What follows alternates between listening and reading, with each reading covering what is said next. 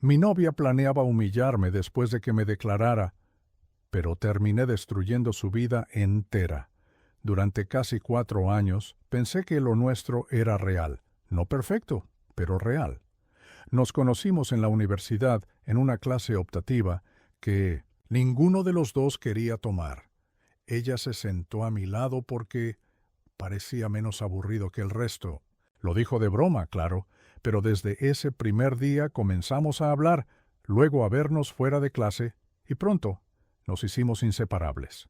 Con el tiempo compartimos mudanza, deudas, rutinas, hubo noches de pizza fría y madrugadas peleando por cosas estúpidas, pero también hubo abrazos sinceros, promesas en voz baja y planes para un futuro. Siempre creí que yo estaba construyendo ese futuro con ella. Nunca se me ocurrió que ella solo estaba esperando el momento para patearlo al suelo. Durante semanas planeé mi propuesta. Guardé dinero, vendí algunas cosas para comprarle un anillo decente. No era de marca, pero era elegante. Mandé a grabar una frase que ella solía escribir en sus cartas. Nuestro caos, mi hogar. Estaba seguro de que le iba a encantar. Quería hacerlo bien. Elegí el restaurante donde tuvimos nuestra primera cita. Reservé una mesa especial con vista. Pedí un pastel con el mensaje ¿Te casarías conmigo?, escrito en betún rojo.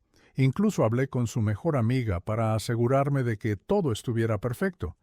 Ella me ayudó con detalles sin sospechar lo que se avecinaba. Ese viernes salí antes del trabajo. Iba a pasar por el pastel, recoger el anillo que había mandado a pulir, y luego pasar por ella para llevarla al restaurante.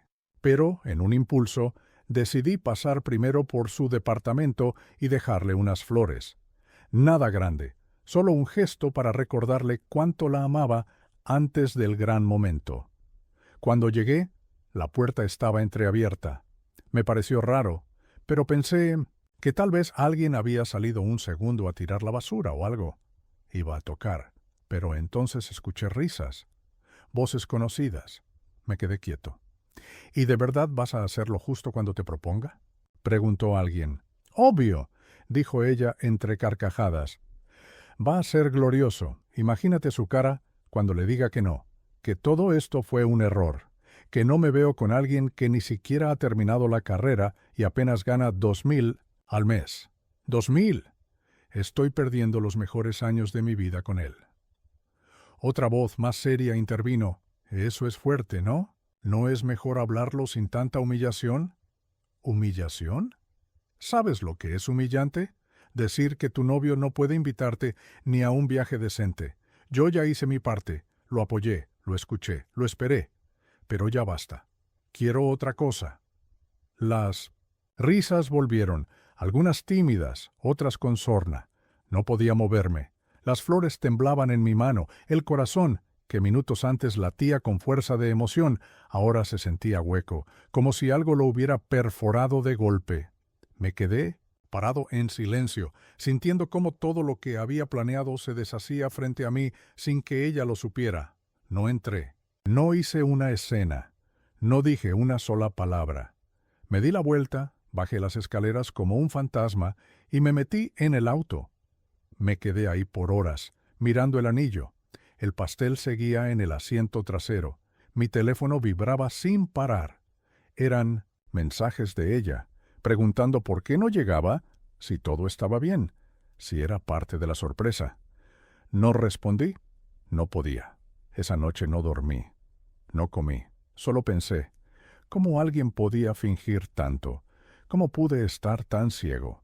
Cuando amaneció, ya no era la misma persona. Ese día tomé una decisión. No iba a dejar que ella me destruyera así de fácil. No con una risa, no con un gracias por todo, como si yo hubiera sido una etapa más que podía cerrar cuando le viniera en gana. No iba a seguir el juego, fingir que no escuché nada, sonreír, amar, ilusionarme. Y cuando todo estuviera listo, cuando ella pensara que el mundo seguía girando como ella quería, entonces sería mi turno de hablar. No respondí ninguno de sus mensajes durante 3 días, solo uno, el tercero. ¿Estás bien?, le contesté. Sí, tuve una emergencia familiar, lo hablamos luego. Y ya. Silencio. Ella no insistió demasiado. Supongo que no quería exponerse. O tal vez simplemente no le importaba. Quizá pensó que yo sospechaba algo y estaba dejando que las cosas se apagaran solas. Pero si eso pensó, se equivocó. Pasé esas primeras noches reconstruyéndome en silencio. No comía bien, no dormía, pero no lloraba. Me sentía entumecido, como si mi cuerpo se hubiera quedado atrás y mi mente ya estuviera varios pasos adelante. Nunca imaginé que una traición pudiera provocar tanta claridad. Volví a escribir en un viejo cuaderno donde anotaba ideas cuando era adolescente. No poemas, sino planes. En ese cuaderno volví a diseñar mi futuro, pero ya no con ella. Ahora, con ella como parte del problema y de la solución, no iba a destruirla con gritos ni humillaciones públicas. Ella quería una escena, un hombre quebrado rogando, pidiéndole que se quedara. Eso sería demasiado fácil.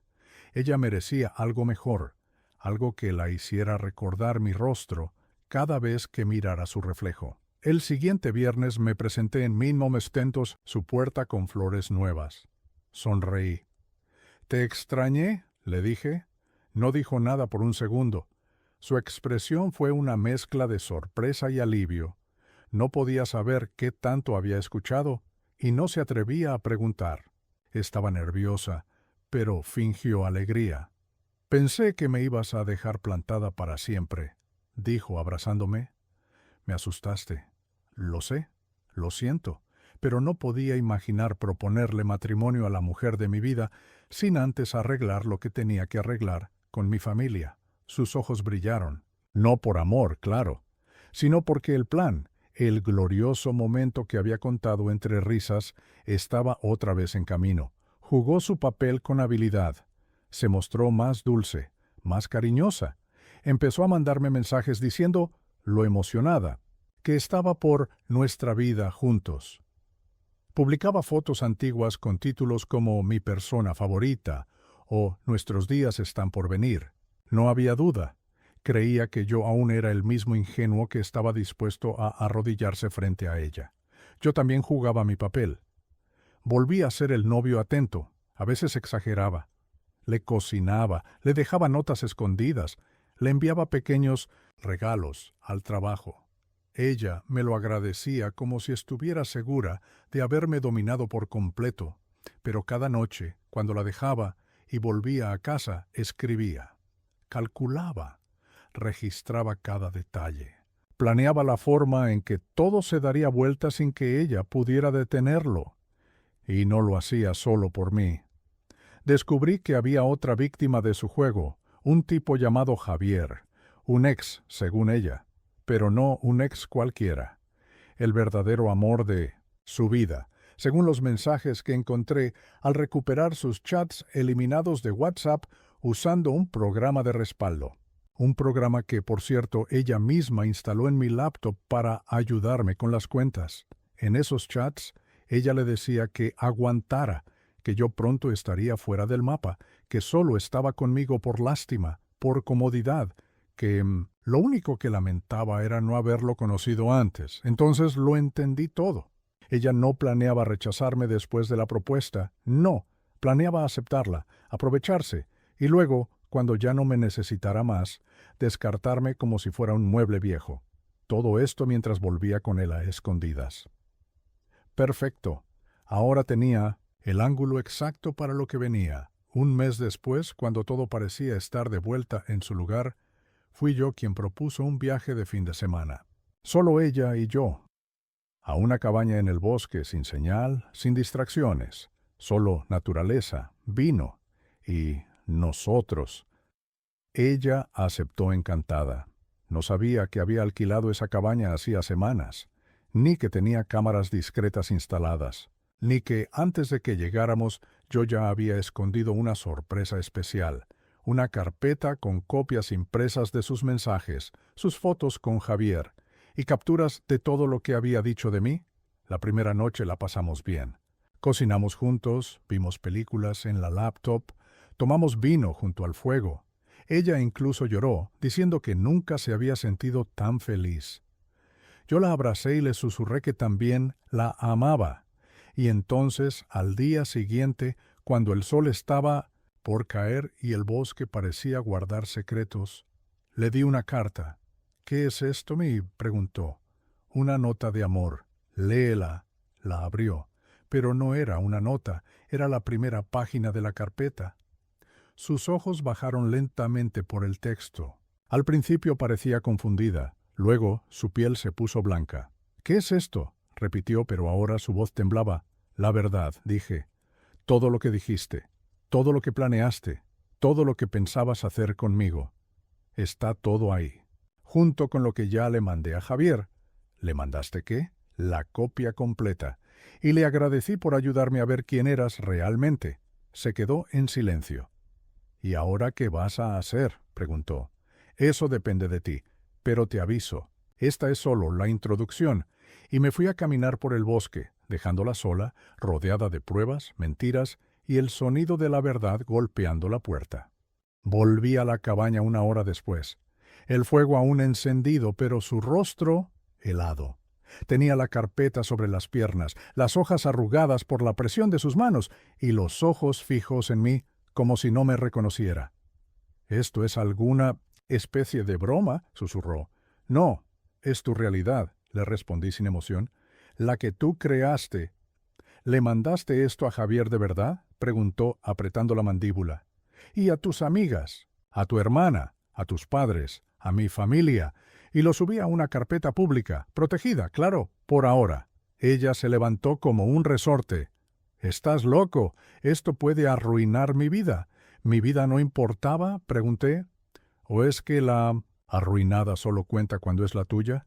Yo nunca quise hacerte daño de verdad —gritó. —Mentira —dije, firme. —Cada palabra tuya lo confirma. Dijiste que ibas a botarme brutalmente, que ibas a reírte de mí cuando llorara, que me tenías lástima. ¿Eso no es querer destruir a alguien? Se derrumbó. Cayó de rodillas, tapándose la cara con las manos. Lágrimas, al fin. No, era verdad, balbuceó. Solo hablaba por hablar. Estaba molesta ese día. ¿Tú no sabes lo que estaba pasando? Explícame, le dije. Pero no porque quisiera oírla, sino porque quería verla retorcerse. Javier había vuelto y me tenía confundida. Me hizo dudar de ti. Me sentía estancada, aburrida. Quería algo diferente. No sabía que me estabas escuchando ese día.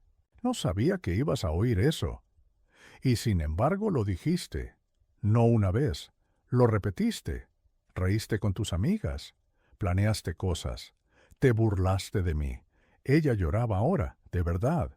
No lágrimas para manipular. Lágrimas de pérdida. Te amo, susurró. Me equivoqué. No quiero perderte. Me senté en el sillón, mirándola. Lo curioso es que eso mismo dijiste de Javier.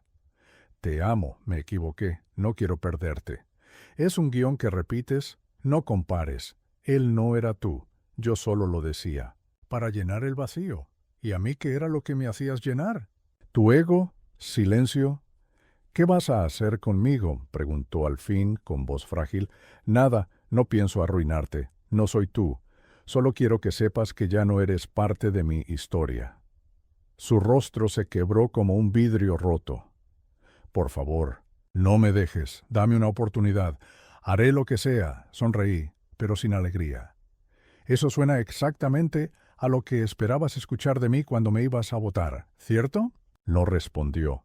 El problema no es que me traicionaras, continué, es que lo hiciste con gusto, con entusiasmo, como si fuera un chiste, y ahora que te estás dando cuenta de que la gente lo sabrá, ya no hay carcajadas. Me giré y subí las escaleras. Ella se quedó abajo, de rodillas, rodeada de papeles, vino derramado y el eco de sus propias palabras impresas. Esa noche no dormimos juntos, ni en la misma cama, ni en la misma idea de futuro. Al día siguiente, cuando amaneció, la llevé de vuelta. No hablamos durante las 3 horas de viaje. Solo me pidió que no compartiera nada más, que lo borrara. Hazlo, dijo. Por favor. No por mí, por mi familia. Tu familia pensaba que yo era un imbécil que no te merecía. Ahora sabrán que tenían razón. pero por un motivo diferente. A las 2 de la tarde la dejé frente a su departamento. ¿Y ahora qué?, me preguntó antes de bajarse. Ahora tú haces tu vida, yo haré la mía, y no volverás a saber de mí. ¿Y si quiero arreglar las cosas? Entonces deberías haber empezado por no romperlas. Cerró la puerta, no miré atrás. Pero eso no fue el final. Esa misma semana, el video de ella riéndose mientras planeaba botarme brutalmente se filtró. No por mí, no directamente, pero sí desde uno de los teléfonos al que reenvié las grabaciones. Se volvió viral, se volvió meme, se volvió lección. Chicas, graben bien sus maldades. Así aprendemos todas lo que no se hace, decía uno de los comentarios más compartidos. Su trabajo la suspendió. Su hermana, furiosa, publicó una historia defendiéndome. Su madre me llamó. Me pidió disculpas. Lloró. Me dijo que yo era demasiado bueno para ella. ¿Y yo? Yo no hice nada más. Solo observé cómo el monstruo que ella misma construyó se la tragaba. La gente suele decir que la venganza no es dulce, pero eso es porque no la han probado cuando está bien servida. Esto apenas comenzaba. Pasaron 2 semanas desde que dejé a Diana en la entrada de su departamento, con la cara lavada en lágrimas y una vida desmoronándose a su alrededor. Yo no volví a buscarla, no respondí sus mensajes, no abrí los correos, ni siquiera leí los párrafos desesperados que me dejó en redes antes de que la cerrara por la presión pública. El video seguía girando en círculos virales, primero en foros pequeños, luego en TikTok y Reddit. La frase «lo voy a botar brutalmente después de que me proponga» se convirtió en tendencia.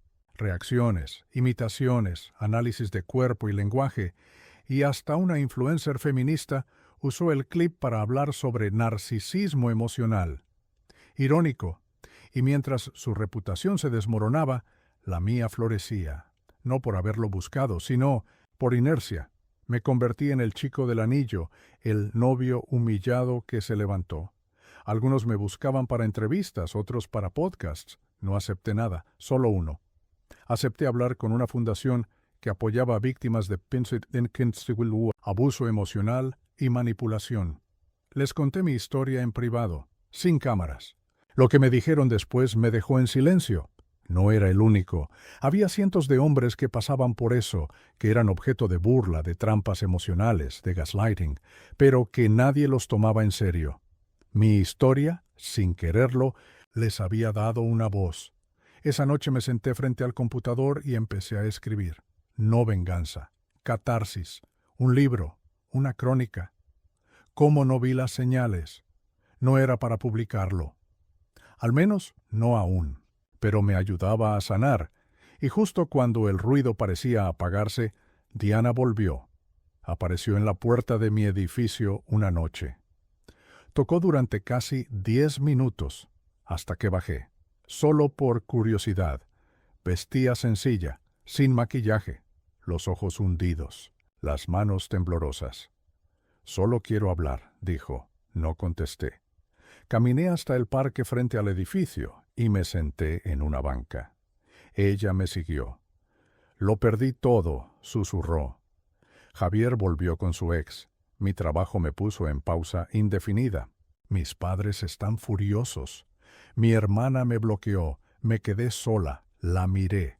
No había odio en mí, solo un vacío enorme donde solía estar el amor. «Nunca esperé que esto llegara tan lejos», continuó.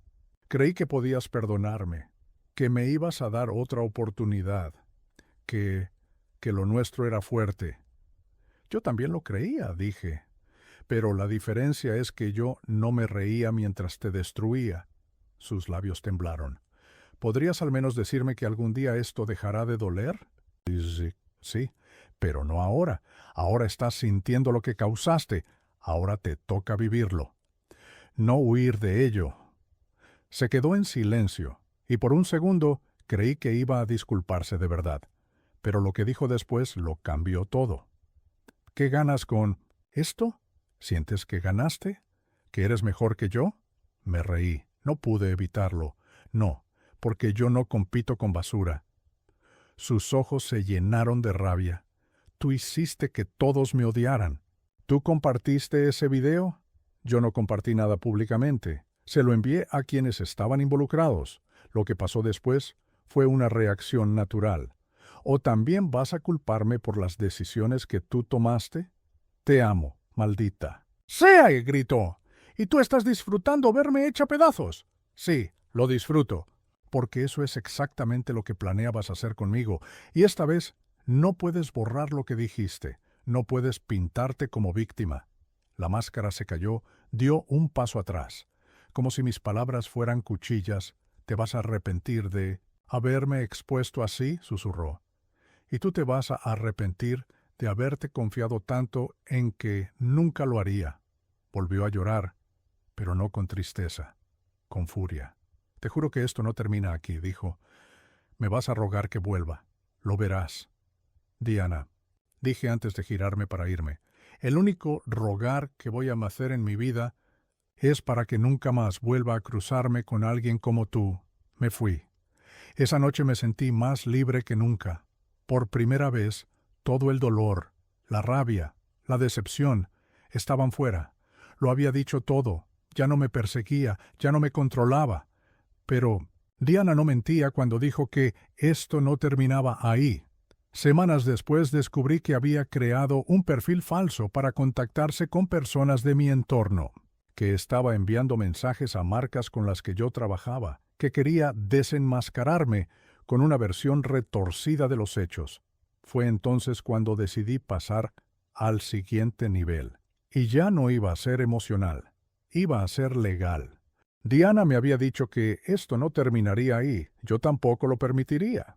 Después de nuestra conversación en el parque, intenté seguir adelante, no responder, no involucrarme, pero no puedes avanzar si alguien te sigue arrastrando al lodo. En cuestión de días me empezaron a llegar mensajes extraños desde perfiles falsos, todos con un tono similar. Sutiles acusaciones, coincidencias de frases que solo alguien que me conocía podía saber. Diana estaba intentando destruirme, desde las sombras. Primero lo ignoré, luego empezó a ser más claro. Correos a marcas con las que trabajaba como diseñador freelance. ¿Saben que su embajador emocional en realidad manipula mujeres y filtra videos personales? Decía uno. Otro incluía capturas alteradas con chats inventados. Ridículos, sí, pero lo suficientemente manipulables como para causar incomodidad. Contacté con un amigo informático. Le pedí que rastreara los IPs de los correos anónimos. Todos venían del mismo lugar, un café cerca del departamento de Diana. Me aseguré de guardar todo, capturas, tiempos, direcciones. Ya no era una pelea de despecho, era acoso. Y legalmente yo tenía con qué actuar. Fui directo a una abogada, amiga de mi hermana. Me ayudó a redactar una carta formal, notificación de cese de acoso, advertencia legal y un recordatorio de que cualquier contacto adicional constituía delito. La enviamos a su domicilio, firmada, sellada. Pensé que bastaría, pero Diana era terca. No contestó directamente, pero se hizo la víctima públicamente. Reapareció en redes con un nuevo perfil. Diana Vive comenzó a publicar videos llorando, contando una historia de cómo fue víctima de una relación tóxica, cómo su vida fue arruinada por un ex manipulador. Lo hacía sin decir mi nombre, pero era obvio a quién se refería. Su audiencia crecía, víctima perfecta, y eso me enfureció porque no solo intentaba salvar su reputación, estaba construyendo otra versión de la historia donde yo era el villano, donde todo lo que había hecho por amor era una jaula. Entonces decidí no defenderme, decidí demostrarlo todo. Recopilé los audios que me había mandado después del video, los correos que mandó a las marcas, las capturas de sus perfiles falsos, pero no los publiqué yo. Se los envié a una youtuber muy conocida que hace análisis de relaciones y expone manipulaciones emocionales en redes. Ella ya conocía la historia. De hecho, Nen había hablado de mi caso sin saber que yo mismo era el involucrado. Le mandé pruebas, fuentes. capturas con metadatos, grabaciones legales. Tardó 3 días. El video que publicó lo tituló Cuando la víctima miente, la verdad detrás de Diana Vive. Fue un golpe seco, mostró cada mentira, cada contradicción. Las capturas, las pruebas, incluso encontró evidencia de que la amiga que grabó el video original había sido cómplice, que Diana sabía que estaban siendo grabadas, que lo planeó todo. Internet no perdona. De ser la víctima, pasó a ser la farsante. La audiencia le dio la espalda. Los seguidores se fueron. Las marcas la bloquearon. Y algunos medios más grandes replicaron la investigación. Diana cayó y yo me sentí por fin en paz. No porque gané, sino porque su daño se detuvo. Porque ahora era visible. Porque no podría repetirlo. El día que todo explotó, recibí una última llamada suya. No la contesté, pero dejó un mensaje de voz. Me destruiste. No solo arruinaste mi vida, te aseguro que también vas a arruinar la tuya, porque ahora ya no tienes excusas para no ser feliz. Y cuando te des cuenta de que sigues solo, vas a desear haberme perdonado. Sonreí, triste, porque por primera vez entendí quién era realmente. No alguien que me amó, sino alguien que no sabía amar. Pasaron un par de meses después de la caída pública de Diana. Las cosas empezaron a acomodarse. Conseguí un contrato fijo con una agencia creativa importante gracias a una de las marcas que vio todo el escándalo y valoró mi forma de manejarlo. Empecé terapia, me mudé a otro departamento, dejé atrás los restos de la relación, bloqueé su número, eliminé sus perfiles, volví a ser yo. Una tarde, mientras estaba en una reunión remota, recibí una notificación de LinkedIn. Solicitud de contacto, Camila Ortega. El nombre no me decía mucho, pero la cara sí. Era la hermana menor de Diana. No habíamos hablado nunca más allá de 2 o 3 saludos incómodos en reuniones familiares. Recordaba que era callada, algo tímida, y que vivía fuera del país hacía tiempo. Lo que me sorprendió fue su mensaje. Hola, no sé si esto es apropiado, pero quiero hablar contigo. No sobre Diana, sobre lo que nunca supiste. Tardé 1 hora en decidir si responder. Finalmente, lo hice con cautela. Le pedí que usara mi correo profesional. Lo que me escribió me cambió la perspectiva completa. Nunca fui muy cercana a mi hermana. Mamá siempre la defendió, incluso cuando hacía cosas horribles. Pero después del escándalo, empecé a investigar, porque hay algo que no sabes, y es importante. No solo te traicionó a ti, también a otras personas, a mí incluida. Diana, no solo manipuló tu video, lo vendió, a una cuenta de contenido viral que pagó por exclusividad. Y no solo eso, mientras ustedes estaban juntos, tuvo un acuerdo con uno de tus jefes anteriores para que te despidieran. ¿Te acuerdas cuando te echaron sin razón? Se me heló el cuerpo, sí. Lo recordaba. Me habían despedido con una excusa barata de reducción de personal. Pero lo había tomado como una casualidad, una crisis más. Camila siguió.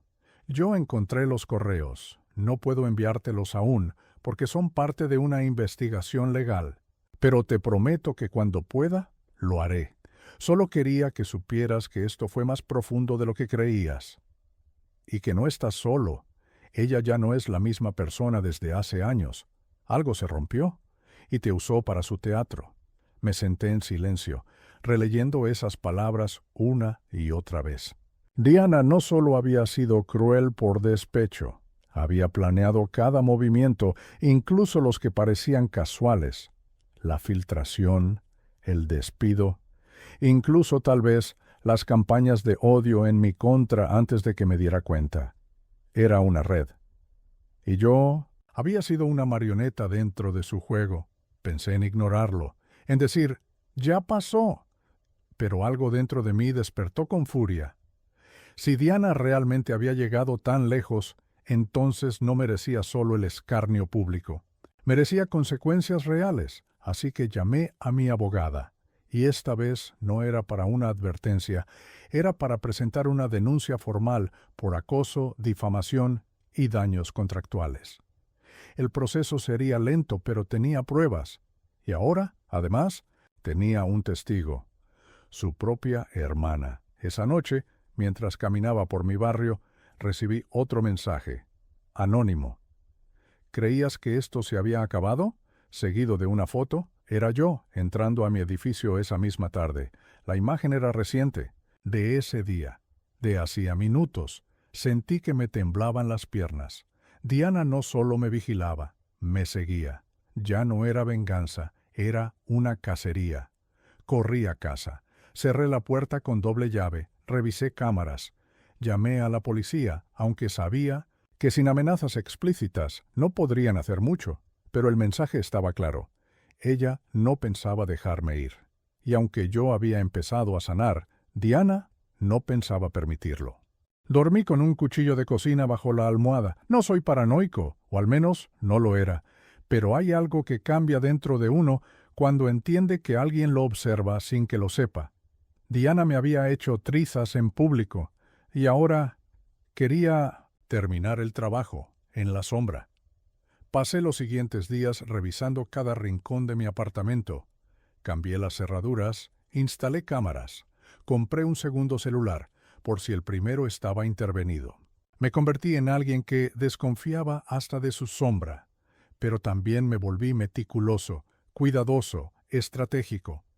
Diana me había declarado una guerra invisible, y decidí que si quería jugar, yo también aprendería las reglas. Me reuní nuevamente con Camila, esta vez en persona, en un café sin cámaras, sin celulares.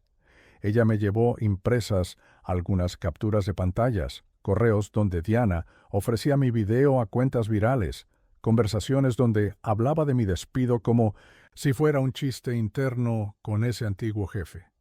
Y algo más. Ella tiene un teléfono viejo donde guarda todo, me dijo Camila. Es su seguro. No lo usa, no tiene chip, pero está cargado siempre. Lo guarda como un tesoro. ¿Dónde lo tiene? En su caja de maquillaje, en la de los compartimentos ocultos. Siempre la lleva cuando viaja. Fue ahí donde ideamos el plan. No era ilegal si no tomábamos nada. No era espionaje si alguien con acceso voluntario me lo prestaba. Así que Camila se ofreció. Una semana después, Diana haría una aparición en un evento privado. Un intento de redención pública, supuestamente en apoyo a una fundación feminista. Ironías de la vida. Camila iría con ella. Sabía que Diana llevaría esa caja consigo, como siempre. Lo único que necesitábamos era acceso de 10 minutos. Mientras Camila entraba al evento, yo esperé en un café cercano. El mensaje llegó a las 8:27 p.m. Ahora, está en el baño. Tiene 7 minutos. Corrí. Camila había dejado la caja en la puerta de servicio del salón. La tomé, entré a mi auto y busqué el compartimento oculto. Ahí estaba. Un viejo iPhone, sin chip, con huella digital desactivada, contraseña. El nombre de su perra. Accedí, no estaba preparado para lo que vi. Había carpetas enteras con nombres de hombres. Conversaciones privadas, fotos íntimas, grabaciones, videos de otros como yo, engañados, humillados, conversaciones con mujeres que la animaban, otras que la imitaban. Era como una comunidad privada de manipuladoras, un club donde Diana era reina y maestra. Y en medio de todo eso encontré un archivo llamado finalverdadero.mp4. Lo reproduje. Era una grabación de su habitación. Diana hablaba sola, frente a la cámara, con una copa de vino en la mano, en bata, con una expresión que jamás olvidaré. A veces me pregunto si sabrán cuánto disfruto esto, decía, verlos rogar, verlos creer que tienen el control, hasta que les corto la soga. Y caen, y yo los miro desde arriba. Pausa, risa. El último fue especial. Me propuso matrimonio de rodillas. ¿Puedes creerlo? Casi me da pena. Pero ya sabes, si no lo grabo, ¿cómo lo revivo después? Guardé el archivo. Lo envié a 3 correos distintos. Lo subí a una nube segura. Apagué el celular. Devolví la caja antes de que regresara del baño. Nadie notó nada. Esa noche, después de años de dolor, de dudas, de sentirme un payaso. Por fin sentí que tenía el control, tenía la prueba, tenía el corazón de su imperio de mentiras, pero cometí un error. Pensé que podía dormir tranquilo. Pensé que el monstruo no sabría que lo había tocado. 2 días después, cuando volvía del trabajo, encontré la puerta de mi departamento entreabierta. No faltaba nada, solo una nota sobre mi cama. Me diste algo que era mío. Ahora yo tomaré algo tuyo. Y al pie una copia impresa de una de mis sesiones de terapia, la más personal, la más dolorosa. Diana no había terminado. Había cruzado una nueva línea, y yo, por primera vez, pensé que esto no iba a terminar sin sangre. Leí esa nota al menos 10 veces. Me diste algo que era mío. Ahora yo tomaré algo tuyo. No fue el contenido lo que me quebró por dentro. Fue la firma invisible, la certeza de que Diana me conocía mejor de lo que yo quería admitir. Sabía que me dolía. Sabía dónde apuntar. Y no le temblaba el pulso. La hoja que dejó sobre mi cama era una transcripción de una de mis sesiones más íntimas. Esa donde hablé del suicidio de mi padre, de la culpa que cargué por no haber ido a visitarlo el día anterior. Nunca se lo conté a nadie fuera del consultorio. La conclusión era obvia. Alguien accedió a los archivos de mi terapeuta, o peor, los hackeó. Diane había llevado la guerra a un nuevo nivel. Ya no solo buscaba destruir mi imagen, quería aniquilar mi esencia. Y lo peor, lo hacía con una sonrisa.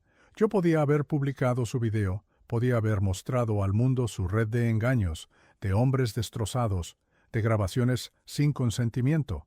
Pero si lo hacía ahora, ella me arrastraría. Con ella, me haría ver como un ex rencoroso, un abusador emocional.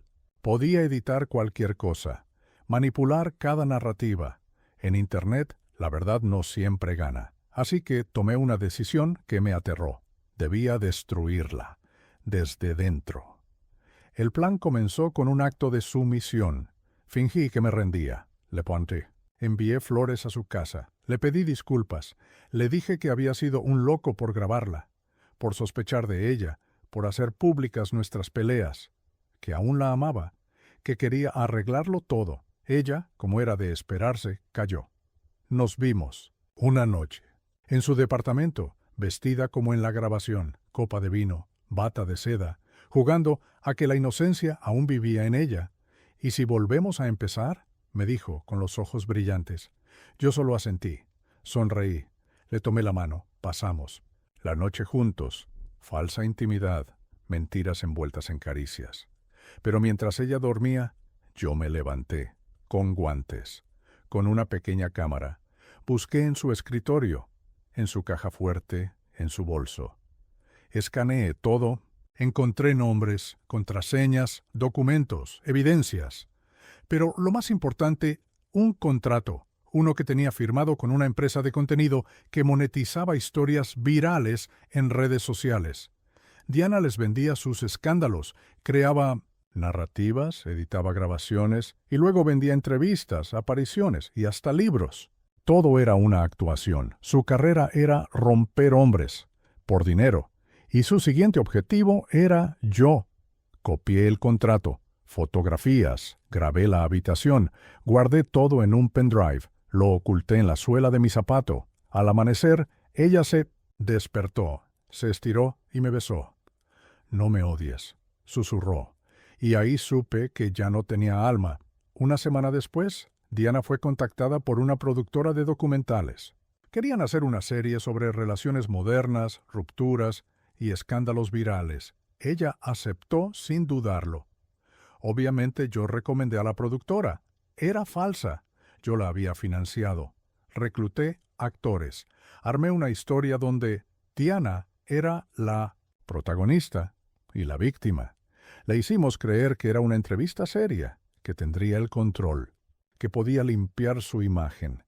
Pero mientras las cámaras grababan, le hacían preguntas precisas, casi inocentes, que la obligaban a revelar lo que realmente hacía, y lo hizo, con orgullo. Contó cómo planeaba los finales, cómo manipulaba a sus parejas, cómo se quedaba con regalos, con contactos, con redes. Incluso dijo que algunos se merecían quebrarse emocionalmente por haber creído que podían controlarla. No necesitábamos actuar, solo dejarla hablar. Cuando el documental salió en una cuenta anónima de YouTube, con subtítulos, edición elegante y música melancólica, fue un fenómeno inmediato. No decía su nombre real, no mostraba su rostro directamente, pero las frases eran inconfundibles. Miles de personas la reconocieron. El video fue compartido en foros, en TikTok, en X, en Reddit. La gente ató cabos. Compararon voces, grabaciones antiguas, publicaciones borradas, y entonces la avalancha. Perdió patrocinadores, sus redes fueron suspendidas, las otras miembros de su club privado comenzaron a delatarla. Una de ellas filtró una conversación donde Diana admitía haber inducido al suicidio a uno de sus ex. No lo había matado directamente, claro, pero lo había empujado. Su nombre se convirtió en sinónimo de crueldad calculada, y yo me desvanecí. Dejé el país por un tiempo. Cambié de identidad en redes, me dediqué a escribir, publiqué una novela basada en lo ocurrido, se convirtió en un bestseller. La parte irónica, ella fue quien me hizo famoso, su odio fue mi cimiento, su crueldad. Mi musa, última escena. Hoy, mientras camino por una librería, veo un libro con una portada familiar. Una mujer de espalda con bata de seda y copa de vino. Título: Cortar la soga. Cómo sobreviví a una relación con un narcisista. Autora: Diana Renaud. Pude evitar reír. Ella sigue, reinventada. Siempre víctima, pero lo sé. Y ella también. Yo fui el único que ganó este juego, porque fui el único que aceptó perderlo primero, y en ese acto la vencí. Si te gustó, dale like y suscríbete para más historias. Comenta qué tipo de historias te gustaría escuchar.